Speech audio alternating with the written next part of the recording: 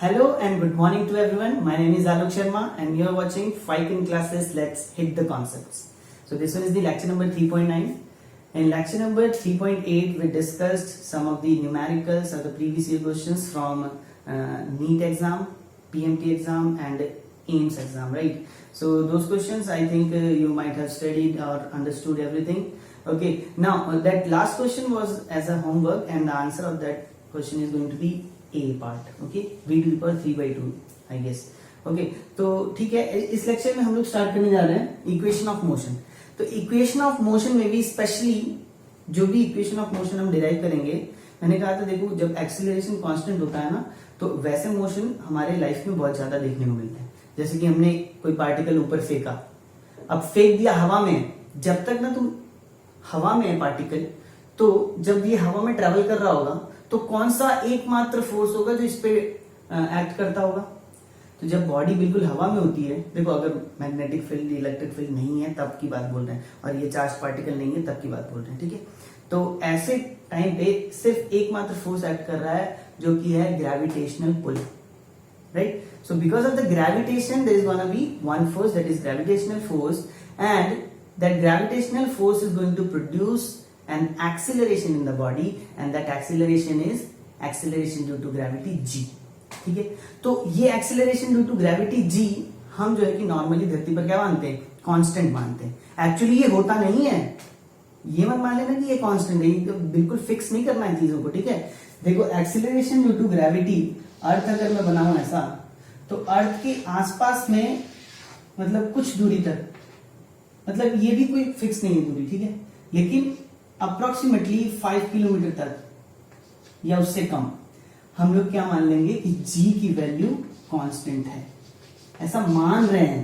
ठीक है, असल में होता क्या है कि जब हम धरती से दूर जाते हैं तो g की वैल्यू कम होती है. ये सारी बातें हम ग्रेविटेशन चैप्टर में तो काफी डिटेल में पढ़ेंगे, प्रूफ भी करेंगे कि कैसे acceleration due to gravity vary करती है, वो सारी बातें भी देखेंगे. लेकिन अभी अपने को ये समझना है कि एक्सेलरेशन ड्यू टू ग्रेविटी अर्थ के आसपास में 5 किलोमीटर से कम का रेंज हो जाए तो हम उसे कांस्टेंट ले सकते हैं, क्योंकि वेरिएशन बहुत ही कम होता है. जब बहुत ज्यादा डिस्टेंस हो जाए 5000 किलोमीटर 1000 किलोमीटर, तब तो acceleration due to gravity definitely it's going to change.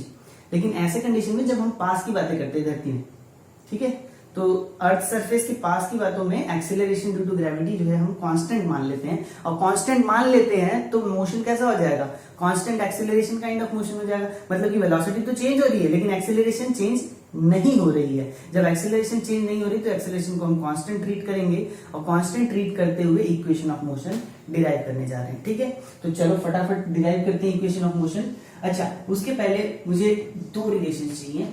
हम लोग कैलकुलस का यूज करते हुए equation of motion, 3 equation of motion होते हैं, पता है तुम्हें.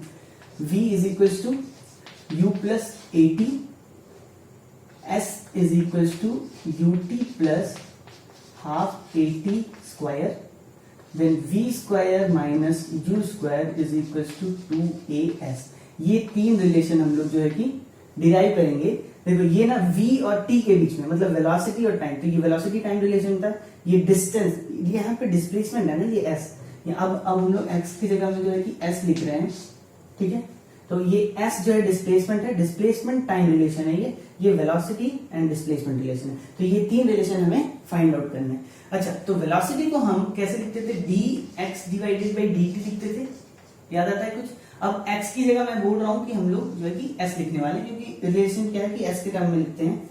तो ठीक है, x लिख लो, चाहे s के कोई अंतर नहीं पड़ जाना, उससे सेम चीज है. ठीक है, ऐसे सोचना नहीं सर अभी तक x लिखा रहे थे आज s लिखा रहे, अरे कुछ नहीं, अब t लिख लो, t तो ये है, चलो कुछ k लिख लो, कोई फर्क तो तुम्हें पता होना चाहिए कि इसका मीनिंग क्या है. ठीक है, s है. अब नॉर्मली सब लोग इस टर्म में फॉर्मूले को याद रखते हैं, इसलिए हमने s लिख दिया.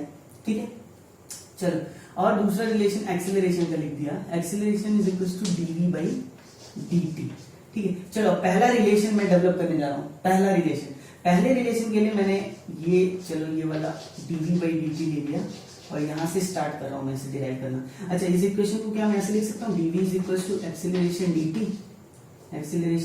dt, इंटीग्रेट कर दो दोनों को. अब इंटीग्रेट करके मुझे लिमिट देनी है यहाँ पे, लिमिट. तो लिमिट हमेशा ये d के साथ जो टर्म आता है ना उसका लिमिट देते हैं, क्योंकि इसी के रेस्पेक्ट में तो इंटीग्रेट हो रहा है, या टाइम के रेस्पेक्ट में इंटीग्रेट हो रहा है, या वेलोसिटी के टर्म में इंटीग्रेट हो रहा है। तो वेलोसिटी इनिशियल और फाइनल डालनी होती है, यहाँ पे टाइम इनिशियल और फाइनल डालना होगा। तो वेलोसिटी इनिशियल को u से रिप्रेजेंट किया जाता है और फाइनल को v से रिप्रेजेंट किया जाता है। और टाइम इनिशियली तो यार टाइम 0 हो सकता है ना, जब हमने शुरू किया तो हमने मान लिया कि टाइम 0, तो इनिशियली नॉर्मली 0 टाइम ले लेते हैं और फाइनल t ले लेते हैं। अब इसे अगर मैं इंटीग्रेट करूं dv को तो v हो जाएगा और लिमिट्स हो जाएंगे u से v, that is equals to acceleration तो कांस्टेंट है, क्योंकि हम जो इक्वेशन ऑफ मोशन डिराइव कर रहे हैं वो कांस्टेंट एक्सीलरेटेड मोशन के लिए ही डिराइव कर रहे हैं। ठीक है, ये हमने मान लिया है कि हमने कैसे मोशन के लिए डिराइव करना है equation of motion, constant acceleration के लिए। तो एक्सीलरेशन कांस्टेंट है तो इंटीग्रेशन से बाहर आ जाएगा, dt का t हो जाएगा और लिमिट्स हो जाएंगे 0 टू t। फाइन, तो देखो यहाँ पे जब लिमिट को अंदर पुट करते हैं तो कैसे हो जाता है, v minus u that is going to be, sorry constant e जो है यहाँ लिखना भूल गया, a t, दैट मींस इसको ऐसे लिख सकते हैं v is equal to u plus a t। ये हमारा पहला रिलेशन है। ठीक है, ये पहला रिलेशन अपना आ गया।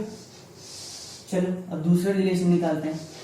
दूसरे रिलेशन के लिए मैंने इक्वेशन ले लिया, चलो ये वाला ले लेते हैं, v is equals to ds by dt।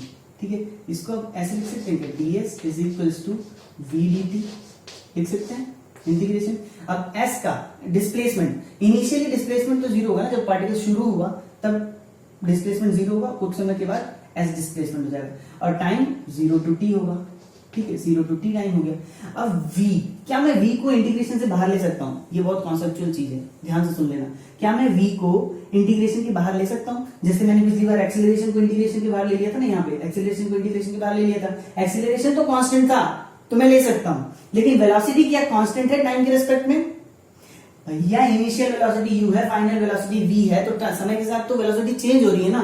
अगर समय के साथ वेलोसिटी चेंज हो रही है तो वेलोसिटी को कांस्टेंट लेके बाहर निकाल सकते हो क्या? नहीं निकाल सकते।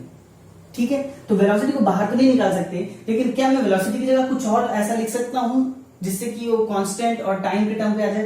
तो ये वाला रिलेशन देख लो, ये वाला रिलेशन देखो, v is equal to u plus a t। तो u इनिशियल वेलोसिटी तो कांस्टेंट होगी यार, इनिशियल वेलोसिटी कांस्टेंट होगी, एक्सीलरेशन तो हमने मान रखा है कांस्टेंट है, और टाइम को इंटीग्रेट कर सकते हैं। ठीक है, तो v की जगह हमने रख दिया integration u plus a t then dt, कहां से कहां तक? 0 से t तक। ठीक है, ds का इंटीग्रेशन क्या हो जाएगा? s, और s से 0 तो s माइनस 0, तो s ही हो गया। अब इधर क्या हो गया देखो, u का इंटीग्रेशन, u तो कांस्टेंट है तो कांस्टेंट का integration dt, that means t हो जाएगा, दैट इज ut हो गया, एंड t का integration a into t, t का इंटीग्रेशन t स्क्वायर बाई 2, तो ये हो जाना है a t square by 2 and the limits are going to be 0 to t। 0 से t लगाओगे तो t पे तो यही चीज आ गया, 0 लगाओगे तो दोनों 0 हो जाएगा। तो फाइनली इक्वेशन आ जाएगा s is equals to ut plus half a t square. ठीक है, डिस्प्लेसमेंट टाइम रिलेशन। आगे बात समझ में इतनी आ गई। तीसरे रिलेशन में चले, चलो फटाफट लिख लो, तीसरे रिलेशन में चलते हैं। चलो आ जाओ, तीसरे रिलेशन में आ जाते हैं।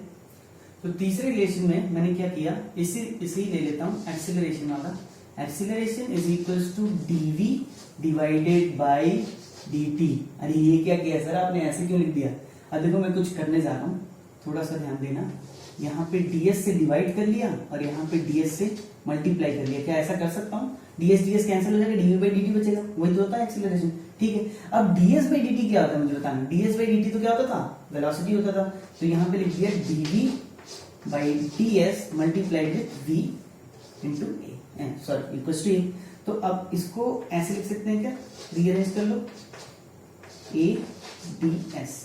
ठीक है, इंटीग्रेट कर लिया। अब इंटीग्रेट कर लिया तो वेलोसिटी के रेस्पेक्ट में इंटीग्रेशन हो रहा है, तो कहां से कहां तक जाएगा? u से v। s के रेस्पेक्ट में इंटीग्रेशन हो रहा है तो 0 टू s। ठीक है, अब देखो v dv का इंटीग्रेशन v स्क्वायर बाई 2, तो ये v स्क्वायर बाई 2 हो गया, और लिमिट्स कहां से कहां तक है? u से v। Similarly acceleration can be taken as constant, acceleration is always constant, क्योंकि हम कांस्टेंट एक्सीलरेशन के लिए तो डिराइव कर रहे हैं, और ds का इंटीग्रेशन हो जाएगा s। तो a इंटू एस। एस का लिमिट कहां से कहां तक है, 0 से एस। तो अब जब तुम यहाँ पे पुट करोगे तो ये तुम्हें मिलेगा v square by 2 minus u square by 2 that is equal to A S. अब इसी को रीअरेंज करके लिखना चाहो तो ये हो जाएगा v square minus U square is equal to 2as। तो ये कौन सा रिलेशन है, वेलोसिटी डिस्प्लेसमेंट रिलेशन, ठीक है। अच्छा, अब इसके बाद हम लोग क्या करने जा रहे हैं, ये फटाफट लिख लो तुम। इसके बाद हम लोग करने जा रहे हैं, देखो इससे कुछ रिलेटेड क्वेश्चन। अब ये तीन इक्वेशन देखो ये डेरिवेशन जो है ना, तुम्हारे सीबीएसई में बोर्ड एग्जाम में आ सकता है या फिर स्टेट बोर्ड के हो तो स्टेट बोर्ड में भी आ सकता है। लेकिन अगर तुम कॉम्पिटिटिव एग्जाम में जाओ तो डेरिवेशन कोई नहीं पूछने वाला, तुम्हें फाइनली ये तीन रिलेशन आने चाहिए, एकदम रटे होने चाहिए, ठीक है। ये तीन रिलेशन तो तुम्हें वैसे ही रट जाएंगे, इतनी बार ये यूज होने वाले हैं ना फिजिक्स में कि तुम्हें वैसे ही रट जाएंगे, ठीक है। तो ये तीन रिलेशन हम लोग को याद रखना है, उससे रिलेटेड क्वेश्चन कैसे बनते हैं वो देखना है। तो आज ही हम कुछ क्वेश्चंस देखते हैं कि कैसे ये क्वेश्चंस बनते हैं, ठीक है। चलो,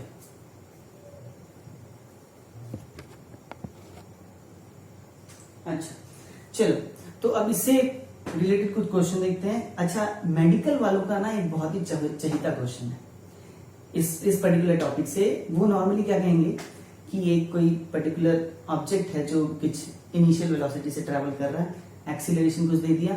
अब वो कहेंगे कि अच्छा 5वें सेकंड पे बताओ कि कितना डिस्टेंस ट्रेवल किया, या किसी 10th सेकंड पे बताओ कितना डिस्टेंस ट्रेवल किया। या फिर देखो ऐसा कर दिया कि ये हमने कुछ पार्टिकल ड्रॉप किया, अब ड्रॉप करने के बाद 6वें सेकंड पे बताओ कि इस पार्टिकल ने कितना डिस्टेंस ट्रेवल किया होगा। ये जो है ना बहुत ही स्टैंडर्ड क्वेश्चन है और बहुत ज्यादा पूछा जाता है। हर 2-3 साल के पेपर में ना तुम देख लोगे 2-3 क्वेश्चन होंगे कम से कम, मतलब अलग अलग सेट में मिलाकर, ठीक है। मतलब मेडिकल में तो बहुत ही ज्यादा ये सवाल पूछे जा रहे हैं। मैं आज ही मतलब रिसर्च कर रहा था इस पे, तो मैं तो सोचा कि क्यों ना इस पे थोड़ा डिटेल में बात कर ली जाए। चलो, अच्छा इसके लिए ना कुछ तुम्हें थोड़ा सा समझना होगा। देखो सवाल ये है कि इनिशियल वेलोसिटी दिया, एक्सीलरेशन दिया और उसके बाद पूछ लिया क्या कि इस पर्टिकुलर सेकंड में कितना डिस्टेंस ट्रेवल किया, सेकंड या थर्ड सेकंड में कितना डिस्टेंस ट्रेवल किया। इस टाइप की बातें अगर करी जा रही हैं तो हम कैसे क्वेश्चन को सॉल्व करेंगे। अच्छा, अब मान लिया जैसे ये एक पार्टिकल है, इसने मूव करना स्टार्ट किया और ये कुछ डिस्टेंस यहां तक जा रहा है। पहले सेकंड में वो यहां पहुंचा, 1 सेकंड में, दूसरे सेकंड में यहां पहुंच गया, तीसरे सेकंड में यहां पहुंच गया, चौथे सेकंड में कहीं बहुत दूर पहुंच गया। चलो ठीक है। अब अगर मैं पूछूं कि तीसरे सेकंड में उसने कितना डिस्टेंस ट्रैवल किया, पार्टिकल ने कितना डिस्टेंस, कुछ यू दिया होगा और कुछ एक्सेलरेशन दिया होगा, ठीक है, दोनों ही इस डायरेक्शन में है। ऐसे कंडीशन में अगर तुम्हें बोल दे कि थर्ड सेकंड में डिस्टेंस कितना ट्रैवल किया या डिस्प्लेसमेंट कितना हुआ, डिस्टेंस कितना ट्रैवल किया, तो पहले ये बता दो कि मैं इसे रीजन डिफाइन कर रहा हूं, ठीक है। ये ए रीजन हो गया, ये हो गया बी रीजन हो गया और ये हो गया सी रीजन हो गया। तो मुझे बताओ थर्ड सेकंड की अगर मैं बात करूं, ये सी हो गया और डी भी कुछ बना लेते हैं यहाँ पे, डी ये चौथे सेकंड तक है ना। तो थर्ड सेकंड वाला रीजन कौन सा है, जल्दी से मुझे बताओ फटाफट। ए बी सी या डी, कौन सा थर्ड सेकंड का डिस्टेंस ट्रैवल्ड है। कितने लोग बोल रहे हैं डी, तो डी बोलने वाले आप लोग क्या है, गलत है। देखो थर्ड सेकंड मतलब पहले सेकंड में तो 0 to 1 जो है कि पहला सेकंड का डिस्टेंस है, 1 to 2 जो है दूसरा सेकंड का डिस्टेंस है, तीसरा सेकंड 2 to 3 है। आती बात समझ में, 2 to 3 तीसरा सेकंड है। ये सी डिस्टेंस हमें निकालना है।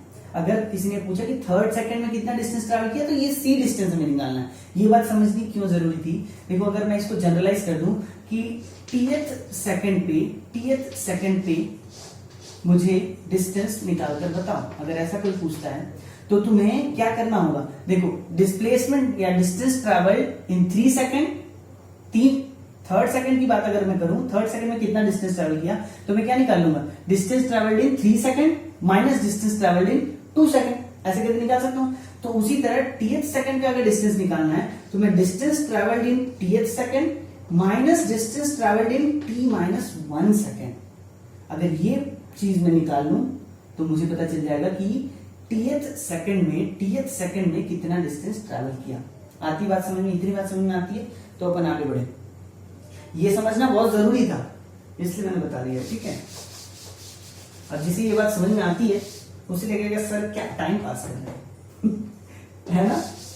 लेकिन जिसे ये बात नहीं समझ में आती है ना, जो ये पहली बार देख रहा होगा, उसे समझ में आएगा कि इसका इंपॉर्टेंस क्या है। ठीक है, अच्छा चलो आओ, अब मुझे निकालना है कि डिस्टेंस ट्रैवल्ड एस इन टीएथ सेकंड पे डिस्टेंस कितना ट्रैवल किया। तो मैंने तुम्हें बताया कि ये जो डेल्टा एस डिस्टेंस ट्रैवल्ड है, ये होना चाहिए S of T minus S of T minus 1। ठीक है, ये बात समझ में आ गई है ना। चलो एस ऑफ टी को मैं कैसे लिख सकता हूं, यहां पे जाओ, सेकंड इक्वेशन दिख रहा है तुम्हें, U T plus half A T square. तो ये हो गया U T plus half A T square. ठीक है, माइनस ऑफ, देखो यहाँ पे तो t के लिए हमने लिखा था डिस्प्लेसमेंट, तो t के लिए तो डिस्प्लेसमेंट ऐसे लिख दिया, लेकिन अब t माइनस 1 के लिए डिस्प्लेसमेंट लिखना है, तो t की जगह हमें क्या रखना होगा, t माइनस 1। तो u into T minus 1 plus half of a into T minus 1 का होल स्क्वायर हो जाएगा। t माइनस 1 का होल स्क्वायर निकाल सकते हो क्या, टी स्क्वायर प्लस बताओ a square plus b square, तो b स्क्वायर तो ये हो गया माइनस 2t। ठीक है, यहां तक आती है बात समझ में। चलो अब इसे थोड़ा सा सॉल्व कर लेते हैं। तो ये ut हो गया, देखो ये ut और यहाँ का t ये कैंसिल कर जाएगा क्योंकि ये माइनस में है। ठीक है, हाफ ए टी स्क्वायर और हाफ ए टी स्क्वायर ये कैंसिल कर जाएगा, तो अब बचा क्या, माइनस ऑफ u, यहाँ पे minus of u, minus minus plus हो जाएगा, माइनस माइनस प्लस हो गया। फिर उसके बाद क्या बचा, हाफ ए इंटू 1, हाफ ए इंटू 1 माइनस के साइड, तो ये a बाई 2 हो गया। अब minus of minus a by 2 into 2t means 2 and 2 got cancelled, a t and minus minus become plus, तो a t। ठीक है, ये डेल्टा s मतलब डेल्टा s इन टीएथ सेकंड में डिस्प्लेसमेंट ट्रैवल का फॉर्मूला हमारे पास आ गया। ठीक है, ये बात समझ में आती है। चलो अच्छा, इसी पे एक क्वेश्चन करते हैं फटाफट। मैं डेटा दे रहा हूं तुम्हें, u is equal to 10 metres per second है और a is equal to 2 metres per second square है। अगर ऐसा है तो तुम्हें बताना है कि फिफ्थ सेकेंड में what is the distance travelled in fifth second. Video stop करो और फटाफट सॉल्व करो। अच्छा, मैं आप सॉल्यूशन यहाँ पे कर देता हूँ। ठीक है, चलो डेल्टा एस टी निकालना है मुझे, तो फॉर्मूले के हिसाब से u इनिशियल वेलोसिटी हो गई 10 माइनस एक्सेलरेशन है 2, तो 2 divided by 2 plus 2 into T के दिया हुआ है फिफ्थ सेकेंड में, तो ये 5 हो गया। तो क्या हो गया, 10 माइनस 1 प्लस 10 कितना हो गया, ये 20 माइनस 1 दैट इज 19। तो मीटर में यूनिट जो भी होगा मीटर ही है, तो मीटर ही आ जाएगा। ठीक है, आती बात समझ में, आगे बढ़े, क्लियर। तो ये फॉर्मूला डायरेक्ट यूज करके हम लोग डेल्टा एस टी निकाल सकते हैं।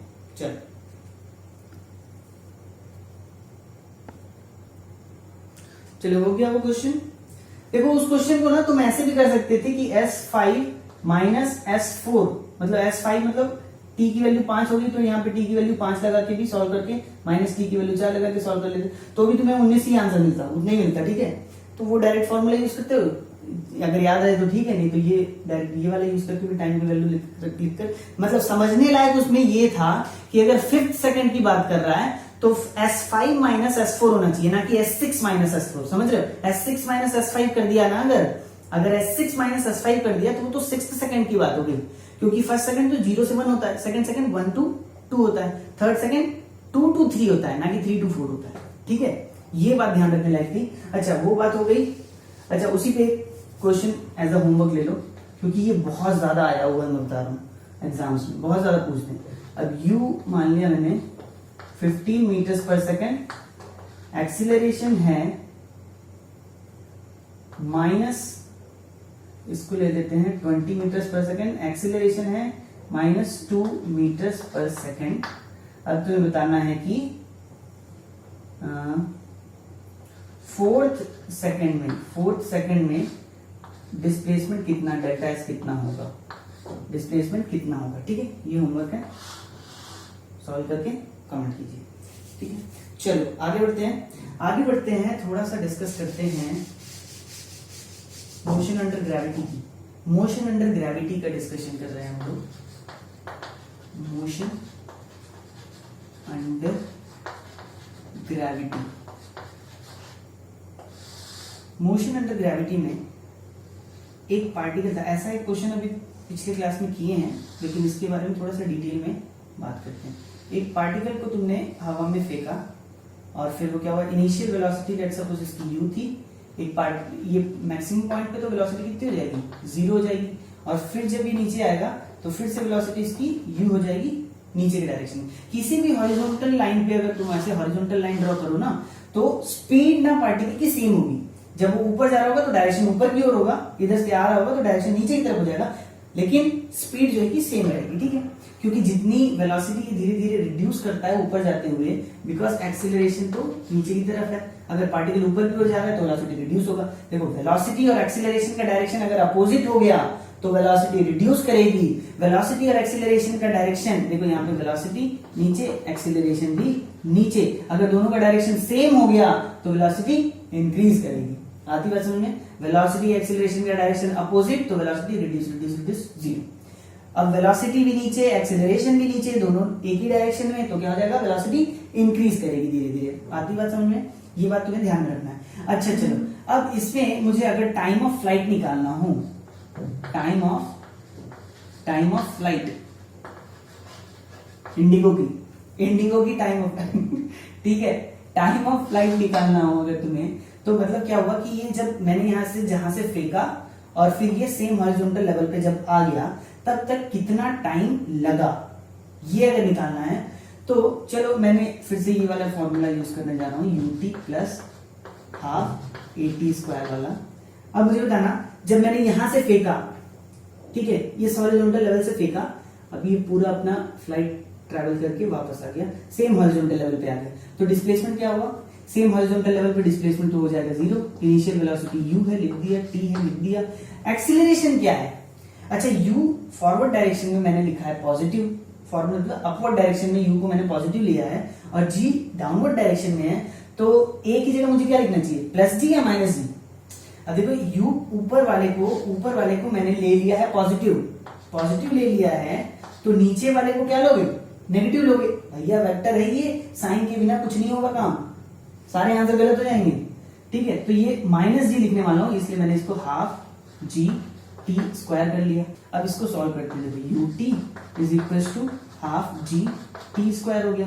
ठीक है, तो ये 8t और ये 8t चला गया, तो ये कैपिटल टी मैं इसलिए लिख रहा हूँ, इस टी की जगह कैपिटल टी लिख रहा हूँ, ये दिखाने के लिए ये टाइम ऑफ फ्लाइट है। ठीक है, तो 2u डिवाइडेड बाई जी, तो टाइम ऑफ फ्लाइट का फॉर्मूला आ गया 2u डिवाइडेड बाई जी।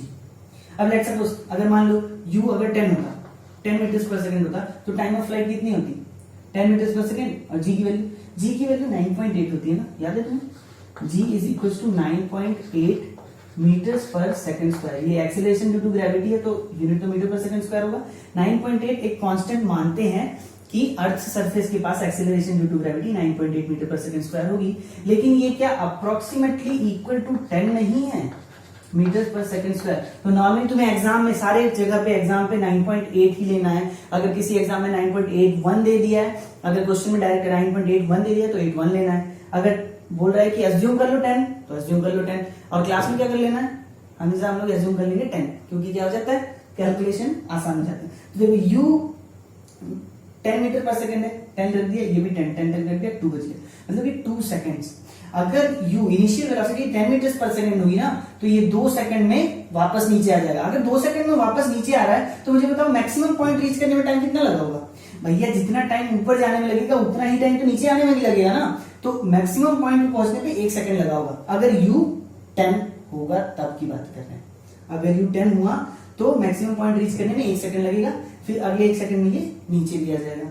ठीक है चलो, अच्छा अगर मुझे एच मैक्स निकालना हुआ कि मैक्सिमम हाइट कितनी ट्रेवल की, एच मैक्स निकालना हुआ, तो देखो इनिशियल वेलोसिटी मुझे पता है, फाइनल वेलोसिटी क्या है यहाँ पे 0 है। देखो तो हम लोग कौन सा रिलेशन, थर्ड रिलेशन यूज कर लेते हैं, क्योंकि मुझे इनिशियल और फाइनल वेलोसिटी पता है और डिस्प्लेसमेंट चाहिए, तो वेलोसिटी डिस्प्लेसमेंट रिलेशन यूज होगा। तो v square minus u square is equal to 2 A S ये होता है, v की वैल्यू तो 0 हमें पता है, माइनस यू स्क्वायर कर लिया इज इक्वल टू ए की वैल्यू माइनस जी है, क्यों माइनस ले रहे हैं, नीचे है, 2gS हो गया, ठीक है। और यहाँ पे s क्या है, h मैक्स ही तो हमें निकालना था, h मैक्स, चलो मैक्स कर लिया। अब ये देखो ये 0 है, ये माइनस और ये माइनस कर दिया, तो u square divided by 2g is going to be h max. तो h मैक्स का formula u square divided by 2g हो गया। अच्छा इसी में बता दो h मैक्स क्या होगा, अगर u 10 है, u अगर 10 है तो h मैक्स क्या होगा, तब 100 डिवाइडेड बाई 2 इंटू 10 मतलब कि 5 मीटर, करेक्ट। 100 डिवाइडेड बाई 2 इंटू 10 तो क्या हो गया, 5 मीटर आगे नहीं आ गए, ठीक है। तो ये बात हो गई, इतनी बात समझ में आ गई। अच्छा अब इससे रिलेटेड एक क्वेश्चन करने जा रहे हैं, ये बात समझना जरूरी, इतनी बात समझ में आएगी नहीं, ये फॉर्मूला लिख लो और ये फॉर्मूला लिख लो। देखो ये नहीं कह रहा हूं मैं कि इससे डायरेक्ट यहां से क्वेश्चन आ जाएंगे, आ भी सकते हैं, नीट में तो आ जाते हैं, लेकिन क्या है कि ना ये सब कॉन्सेप्ट यूज होते हैं बड़े क्वेश्चंस को सॉल्व करने के लिए। अगर हमें डायरेक्ट याद है कि एक हॉरिजॉन्टल सेम हॉरिजॉन्टल लेवल पे वापस आने में टाइम लगता है 2u/g,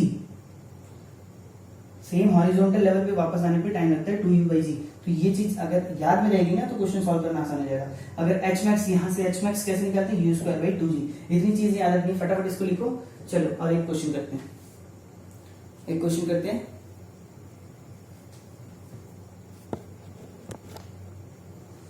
चलो आ जाओ एक क्वेश्चन बनाते हैं। लेट्स सपोज देखो एक मेरे पास यहाँ पे एक बिल्डिंग है, ठीक है, ये 10 मीटर्स की बिल्डिंग है, ठीक है। अब अगर एक पार्टिकल यहां से प्रोजेक्ट किया गया, कुछ इस तरीके से, ठीक है, और यहां पे एक आदमी खड़ा है, जिसने इस पार्टिकल को ऑब्जर्व किया कि इसके हॉरिजॉन्टल लेवल से पार्टिकल ऊपर की ओर गया और फिर नीचे की ओर वापस आया। तो इसके हॉरिजॉन्टल लेवल से इसने ऑब्जर्व किया कि पार्टिकल ऊपर की तरफ गया और वापस नीचे की तरफ आया, और इसमें टाइम लगा 2 सेकेंड्स। ये किसने ऑब्जर्व किया, इस आदमी ने, जो इस बिल्डिंग के ऊपर खड़ा है। इसने देखा कि एक पार्टिकल ऐसे एक हॉरिजॉन्टल लेवल से एक पार्टिकल ऊपर गया और फिर नीचे की ओर आया, इसने थोड़ा सा टाइम मेजर कर लिया और देखा कि पाया कि 2 सेकंड में ये वापस उस हॉरिजॉन्टल लेवल से नीचे चला गया। अगर ऐसी कंडीशन है और ये 10 मीटर्स है, तो तुम्हें बताना है कि ये पार्टिकल किस वेलोसिटी से प्रोजेक्ट किया गया था, ठीक है, ये बात बतानी है। अच्छा अब इसमें क्या किया जा सकता है, थोड़ा सा सोचो। मैंने कहा कि एक अभी पिछली बार डेरिवेशन में हमने ये देखा कि जो टाइम ऑफ फ्लाइट हमने निकाला था, वो टाइम ऑफ फ्लाइट एक पर्टिकुलर हॉरिजॉन्टल लेवल के लिए था, तो देखो अगर मैं मान लूं कि यहाँ पे वेलोसिटी v थी, इसका मतलब ये हो गया कि v की वेलोसिटी से ऊपर गया, यहाँ पे 0 वेलोसिटी अटेंड किया, फिर v की वेलोसिटी से यहाँ से नीचे आया होगा, और इस दौरान इसे टाइम कितना लगा, 2 सेकंड का लगा। और टाइम का फॉर्मूला तो क्या होता था, 2u/g होता था, राइट, 2u/g होता था, जहां पे u उस पर्टिकुलर हॉरिजॉन्टल पोजीशन की वेलोसिटी होती थी। तो यहाँ पे तो हॉरिजॉन्टल पोजीशन की वेलोसिटी v है, तो यहाँ पे मैं क्या लिख सकता हूं, 2v/g, ठीक है। अब ये 2 सेकेंड्स है, 2 इंटू v/10 कर लिया, 2 कैंसिल हो गया, तो v इज इक्वल टू कितना हो गया, 10 मीटर्स पर सेकेंड। मतलब कि यहां पर तो वेलोसिटी 10 मीटर्स पर सेकेंड है और 10 मीटर में का डिस्टेंस ट्रेवल किया, इनिशियल वेलोसिटी u है। अब मेरे को बताओ, यहाँ पे हमें v पता है, u पता है और s पता है, यहां से यहां के बीच में, और u निकालना है, s पता है, v भी पता है क्योंकि v निकाल चुके हैं। u v s का रिलेशन अपने पास कौन सा है, थर्ड रिलेशन है, थर्ड रिलेशन अप्लाई कर लेते हैं, v square minus u square is equal to 2as, correct. देखो तो v स्क्वायर, v कितना है 10 है, तो ये होगी 100 माइनस u स्क्वायर, ये तो निकालना था हमें, u स्क्वायर निकालना है, माइनस साइन क्यों लगा रहा हूं, क्योंकि एक्सीलरेशन नीचे की तरफ होगा, तो 2 इंटू g की वैल्यू कितनी होती है 10, इंटू s की वैल्यू कितनी है 10 है, समझ में आती है बात। तो देखो minus u square is going to be minus 200 minus 100, so this is going to minus 300, right. तो u की वैल्यू क्या हो जाएगी, ये माइनस कट गया, u की वैल्यू हो गई under the root of 300 metres per second. तो ये अपना हो जाएगा क्या आंसर। आती बात, चलो ये क्वेश्चन नीट 2016 का सॉल्व करते हैं। अपन ने लास्ट 30 सेकंड में बनाने वाला एक क्वेश्चन देखा था ना, तो ये क्वेश्चन देख के तुम कंफ्यूज हो सकते हो। पढ़ लो पहले क्वेश्चन क्या है। वेलोसिटी दिया है टाइम के रेस्पेक्ट में, टाइम के टर्म में वेलोसिटी दिया हुआ है। अब वो कह रहा है कि डिस्प्लेसमेंट निकालो 1 सेकंड और 2 सेकंड के बीच का। 1 सेकंड और 2 सेकंड के बीच का मतलब कौन सा सेकंड? सेकंड, ठीक है। कौन सा सेकंड? सेकंड। पहला सेकंड नहीं, दूसरा सेकंड पे कितना डिस्टेंस ट्रेवल किया है वो निकालना है। तो अब यहाँ पे अगर तुम वो वाला फॉर्मूला लगाने जाओगे ना तो फिर तुम समझ में ही नहीं आएगा क्या करना है। यहाँ पे क्या यू और ए दिया हुआ है? क्या नहीं दिया हुआ है। टाइम दिया है क्या? टाइम तो चलो यहाँ से निकाल लोगे कि सेकंड है तो सेकंड 2 ले लोगे टाइम को, लेकिन यू और ए तो नहीं दिया है। यहाँ पे वेलोसिटी की इक्वेशन दी हुई है टाइम के रेस्पेक्ट में। तो देखो क्या होता है, अब यहाँ पे हम लोग थोड़ा सा अपना दिमाग लगा लेंगे। क्या कर लेंगे भैया? अपना दिमाग लगा लेंगे। अब देखो हमें पता था कि वेलोसिटी टाइम कर्व से तो हम दोनों ही चीज निकाल सकते थे, डिस्प्लेसमेंट भी और एक्सीलरेशन भी। एक्सीलरेशन क्या होता था? स्लोप होता था, और डिस्प्लेसमेंट क्या होता था? एरिया होता था। और उसको किस तरीके से लिखते थे? Integration of v dt। याद आया कुछ? और टाइम का लिमिट यहाँ से t1 से t2 लगा देते थे। तो इस फॉर्मूले से हम डिस्प्लेसमेंट तो निकाल सकते हैं। तो चलो आ जाओ निकाल लेते हैं। इंटीग्रेशन, देखो ये डिस्प्लेसमेंट निकालना है, that is going to be integration of v क्या है यहाँ पे? at प्लस bt स्क्वायर है और dt हो गया। और टाइम कहां से कहां तक है? 1 से 2 तक है, ठीक है। चलो इंटीग्रेट करो फटाफट बताओ। at का integration at square by 2, correct और नॉट? at स्क्वायर बाई 2 हो गया। bt स्क्वायर का integration bt cube by 3। Limits कहां से कहां तक है? 1 से 2 तक। चलो 2 पुट करते हैं तो क्या हो जाएगा? a बाई 2 और ये 2 का स्क्वायर, तो ये हो गया सीधे 2a हो गया, करेक्ट और नॉट? 2a हो गया प्लस bt क्यूब, मतलब 2 का क्यूब, चलो 8b बाई 3 इतना आ गया। ये 2 रखने पर आ गया, 1 रखने पर क्या आएगा? a by 2 plus b by 3, ठीक है। अब इसको सॉल्व कर लो भैया। 2a माइनस a बाई 2 कितना आ जाएगा? 3 बाई 2 हो गया। 3 बाई 2a और b के लिए 8 by 3 minus 1 by 3। 8 by 3 minus 1 by 3 कितना हो गया? 7 बाई 3 प्लस 7 बाई 3b। तो यही अपना क्या था? आंसर था। समझ में आ गई बात? और एक क्वेश्चन लगाएं, वीडियो स्टॉप करो और दूसरा क्वेश्चन लगाते हैं।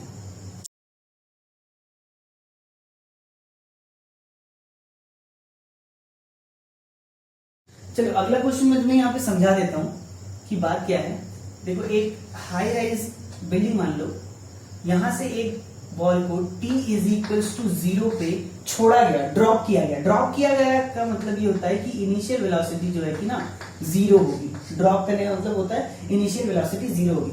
अब ये जब 6 सेकंड जब इसने ट्रैवल कर लिया, अब मान लो 6 सेकंड में इसने यहां तक ट्रैवल किया, अब ये t is equals to 6 second हो गया। t is equals to 6 second पे जब ये यहां पहुंचा, तब दूसरे बॉल को या दूसरे पार्टिकल को इनिशियल वेलोसिटी v पे, ये टाइम कितना था? 6 सेकंड पे, 6 सेकंड पे v के साथ नीचे थ्रो किया गया है। तो जब थ्रो किया गया तो इनिशियल वेलोसिटी कुछ होगी, ठीक है। अब थ्रो करने के बाद क्या हो गया ना, ये दोनों पार्टिकल जो है कि नीचे आने लगे, दोनों पार्टिकल नीचे आ गए और time t is equals to 18 seconds पे दोनों एक दूसरे से टकराते हैं, ठीक है। दोनों एक दूसरे से टकराते हैं time t is equals to 18 second पे। तो हमें बताना है कि ये जो बॉल थ्रो किया गया था, फोर्सफुली थ्रो किया गया था, उसकी वेलोसिटी कितनी होगी। एक को ड्रॉप किया गया मतलब इनिशियल वेलोसिटी 0 हो गई। दूसरे को थ्रो किया गया तो इसकी वेलोसिटी कितनी होनी चाहिए कि 18 सेकंड जाके ये पहले वाले बॉल को हिट कर जाए, ठीक है। अच्छा अब मुझे बताओ 18 सेकंड में, देखो 18 सेकंड पे the distance travelled by first ball and the distance travelled by second ball is going to be equal.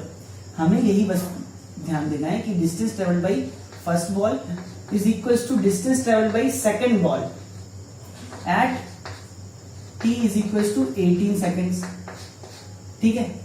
अब देखो पहले बॉल के लिए जो टाइम है वो तो 18 सेकंड है क्योंकि उसने पूरा 0 से स्टार्ट किया था। पहले बॉल को t इक्वल टू 0 पे थ्रो किया गया था, u इज इक्वल टू 0 पे, ठीक है। तो ये 18 सेकंड में पहले बॉल ने कितनी डिस्टेंस ट्रेवल की, देखो पहले बॉल का डिस्टेंस ट्रेवल तुम निकालोगे ut plus half at square से, जिसमें कि इनिशियल वेलोसिटी 0 थी, तो ये टर्म तो गया है कि नहीं। और क्या हो गया, यहाँ पे हाफ हो गया और इनटू एक्सीलरेशन मैंने 10 मान लिया, और टाइम कितना है 18, तो ये क्या हो गया 18 इंटू 18। आती बात समझ में, ये बात समझ में आ रही है। अच्छा, अब ये किसके इक्वल होना चाहिए, ये इक्वल होना चाहिए कि सेकंड पार्टिकल का डिस्प्लेसमेंट भी सेम होना चाहिए। लेकिन सेकंड पार्टिकल कब स्टार्ट हुआ, t is equal to 6 second पे स्टार्ट हुआ, तो उसको टाइम कितना टाइम मिला यहां तक पहुंचने के लिए, देखो 18 सेकंड तो 0 से मेजर किया हुआ है तब, लेकिन 18 minus 6 that is equal to 12 seconds. 12 seconds तो टाइम मिला सेकंड बॉडी को यहां तक रीच करने के लिए, तो टाइम इसके लिए कितना होगा, टाइम इसके लिए कितना हो जाएगा 12 हो जाएगा, ठीक है। इनिशियल वेलोसिटी हमने मान रखी है v इंटू टाइम vt, देखो ये वाला फॉर्मूला यूज कर रहे हैं, ut plus half at square plus half acceleration तो 10 ही है भैया, इंटू 12 इंटू 12। समझ में आती है, समझ में आती है बात। इस इक्वेशन को सॉल्व कर लोगे तो तुम्हें वेलोसिटी का आंसर मिल जाएगा, ठीक है। इस इक्वेशन को सॉल्व कर लोगे तुम्हें वेलोसिटी मिल जाएगी। आंसर तुम्हें बता देता हूं, आंसर है 75 मीटर्स पर सेकंड होना चाहिए आंसर, ठीक है। ये क्वेश्चन कहां का था, ये क्वेश्चन था नीट 2010 का, नीट 2010 का ये क्वेश्चन था, ठीक है। तो बढ़िया क्वेश्चन है, एक को ड्रॉप किया दूसरे को थ्रो किया, एक को ड्रॉप कर दिया और दूसरे को थ्रो करके उससे मार रहे, तो कितने समय में वो टच हुआ वो पता चल गया। तो पहले का डिस्टेंस दूसरे का डिस्टेंस तो सेम होगा, लेकिन पहले के लिए टाइम और दूसरे के लिए टाइम अलग अलग होगा। तो ठीक है, तो आज का लेक्चर यहीं पे खत्म होता है। तो आज हमने क्या क्या पढ़ा, equation of motion for constant acceleration, and उसके बाद हमने देखा कि मोशन अंडर ग्रेविटी के बारे में देखा था, और उसके बीच में एक था कि nth सेकंड में या tth सेकंड में द डिस्टेंस ट्रैवल। ये वाले क्वेश्चन क्योंकि ज्यादा आते हैं तो इसलिए मैंने स्पेशली बता दिया उसे, ठीक है। तो चलो पढ़ते रहो बढ़िया मन लगा के, और क्या करना, सारे क्वेश्चन जो मैंने क्वेश्चन दिए थे यहाँ पे उसका आंसर जरूर टाइप करो, नीचे बताओ मुझे, तो थोड़ा सा मजा आता है क्या कि आंसर अगर आप लोग दोगे तो मुझे समझ में आएगा कि लोग पढ़ रहे नहीं पढ़ रहे हैं ना, और आप लोगों से क्वेश्चन बन रहे हैं नहीं बन रहे हैं। मेन उद्देश्य तो यही है ना कि आप लोगों से क्वेश्चन बने, ठीक है। और टॉपिक क्लियर हो रहा है नहीं हो रहा है ये सब मुझे बात बताना, कि बातें जो मैं आपको समझा रहा हूँ आपको समझ में आ रहा है कि नहीं आ रहा है, ठीक है। और क्या है कि हमेशा कंटिन्यूअसली पढ़ते रहना। देखो क्या टाइम है, लॉकडाउन का टाइम चल रहा है और बहुत बढ़िया टाइम है पढ़ने के लिए।